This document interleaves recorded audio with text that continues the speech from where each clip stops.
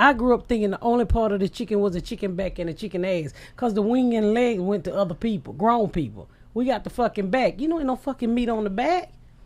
You suck them bones, and by the time you eat that little meat hanging out that ass, and then when you grow up and realize you ate a lot of chicken ass, you get pissed the fuck off. I was like, as many food stamps we got, why the fuck are we eating chicken ass?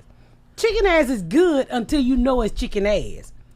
Then you like, I ate chicken ass for years. That's the craziest, like the part for me that's hardest to comprehend when you say you had a kid at 14.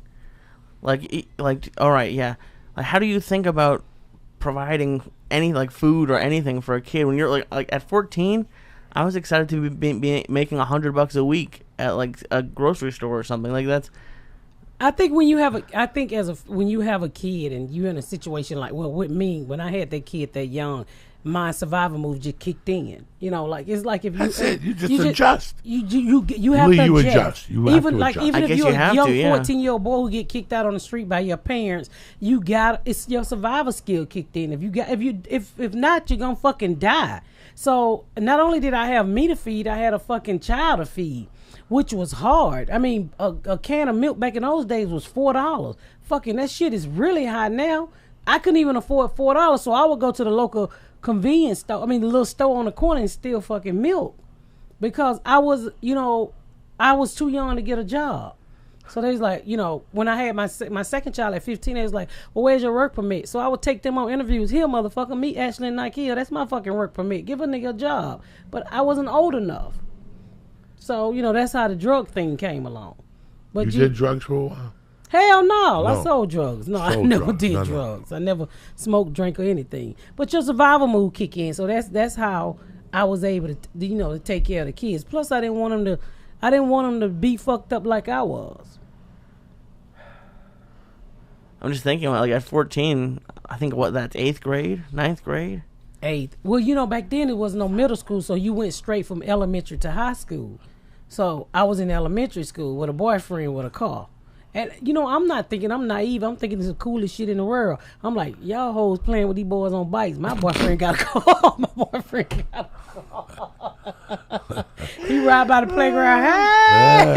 Hey. Y'all like, y'all some lame bitches. Your boyfriend got a Huffy. My boyfriend got a Chevy with no floorboard in the motherfucker and a boombox on the back seat. I thought that was the life. Because back then black people had just calmed down from toting the boom box, so they was no longer toting them. They was putting them on the back seat of their car so they can have. If you couldn't afford the boom, you put the fucking the boom box on your back seat. So my boyfriend had a car. Y'all boyfriend had a fucking Huffy. I thought it was cool.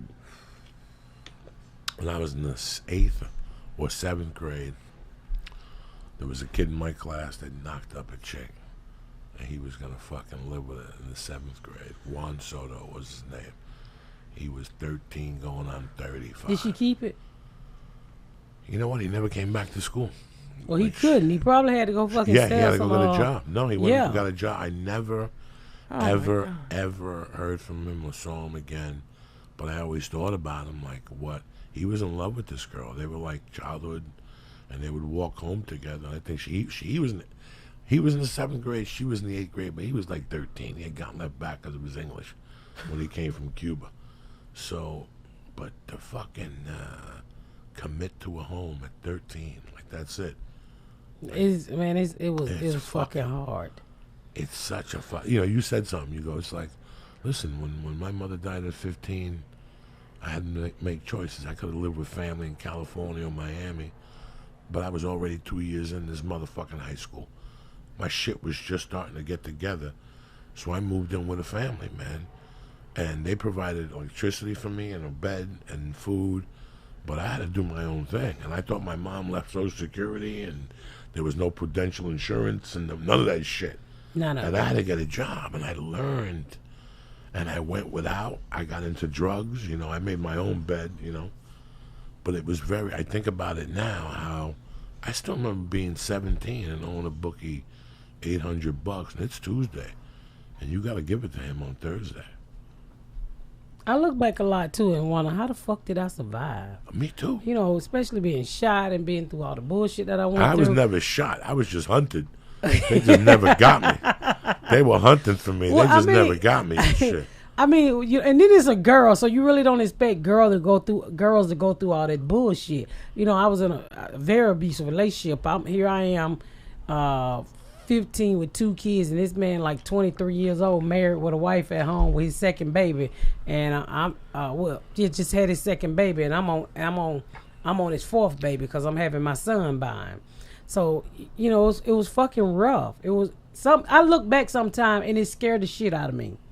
Honestly, your heart beats. Yeah, like writing this book brought up so much shit that I locked out. It sucks dick, don't it? Writing a book sucks dick, don't it? I think sucking dick is a little bit better than writing this book. Oh my God, fucking! Did I tell you what happened? I had 2 chapters ready to go. I had one more for the fucking thing you got to give them, and the website went out of business, and I didn't save it. I didn't back it up on cloud, so I waited until I just hired a dude. I went and got a fucking Pro Mac, and I went to work, and every day I do 1,000 words. You writing one now? 1,000 words. I gotta have this done by the end of August. At least 3 chapters for the motherfucking proposal, man. This is taking me 3 fucking years, but it's basically because the chapter he wants me to write is hell. Is hell. It's from 79 to 85. Those are my hell years. I got 1,000 good stories and I got 1,000 bad stories. Yeah. That I thought I never had to think about again. That's those feelings. Yes. Those feelings. You know what? Because I had a lady by the name of Janine Amber wrote it with me.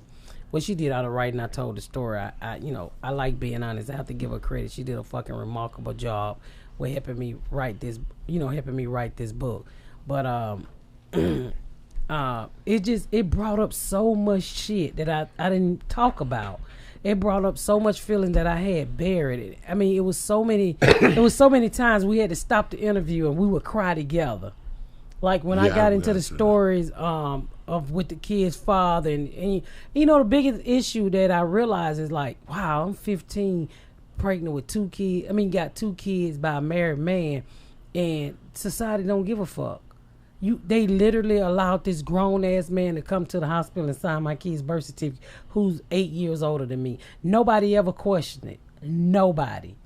And you know what gets me now? I'm 45 and I say to myself, fuck, if I was a white girl where that shit had happened, I truly believe that motherfucker would still be in jail. It was a different time. It was a different time. It was a different place. This country has changed in 30 years so much. Well, you can say that. It has changed a lot, even for the black community, but I still think that, I mean, I'm one of those lost cause. You don't hear a lot about what black women go through in the ghetto, like with teen pregnancy and stuff like that. They don't give a fuck about people like me. People like me were supposed to, we never rise to the top. I think that's how they kind of see it. So I think that's why people are so shocked. They're like, yeah, 2 fucking kids at 15 and you didn't use drugs and you this and you that.